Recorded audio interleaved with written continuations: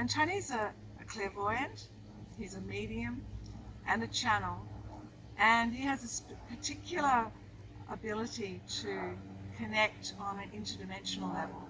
So I'm really curious to know how you began on your journey. If you can just perhaps share a little bit about your story. I know that you were born in New Zealand. Yes, as a young child, I think I knew there was something going on with me, and that benefited later on other people, where I was able to see, unlike my brother sharing the same bedroom, for instance, like my ancestors in the room. So both my deceased grandparents would often turn up in the middle of the night, and I'd have little mental conversations with especially my grandfather. And so I found that I was clairvoyantly able to connect interdimensionally with all sorts of different beings. Eternal, always beautiful, radiant beings. You know, they never frighten me at all. Like a lot of other people, my clients talk of similar things. So I could see them, I could hear sometimes things they were trying to pass on to me. But I started to shift as an interfacer with different types of multidimensional beings. Of course, a lot of people do have contact with their loved ones when they pass on to their rewards and go through the veil, so to speak. I then started also seeing, having accepted that, not blocking my belief, the spirit guides. So I found them to be predominantly then human beings wearing antiquated clothing. They would appear on horses in the room at night, wearing gowns and so forth, and a lot of people have those experiences. But these seem to be like different levels of contact and different types of information, therefore coming through to me.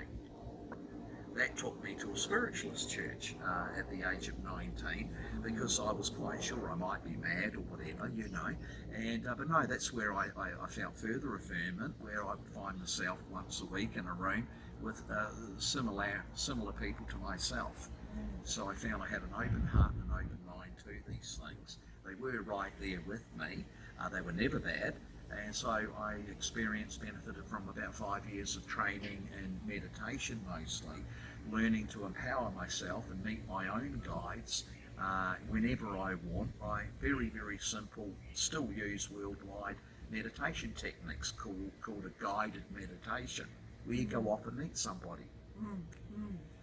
That has moved over the years, really since I moved to Australia 30 years ago, to picking up on not only people's pets and ancestors in the room, which traditional mediums do, and their spirit guides, as I say, wearing antiquated clothing and an even deeper understanding of my client, to beings that certainly do not look human. But fortunately, with the strong foundation, and I credit some of that to the 5 years of training, in a proper structured spiritualist church type forum, they showed me how to work out what's delusional and not fact, and what is real, be it unusually real. So these sentient beings would be around me and around my clients, and they would include the likes of Pleiadians. Some were dressed and said that they were Syrians, but I've been working mostly with the Arcturians, who claim to be the emotional healers of mankind's awakening or ascension.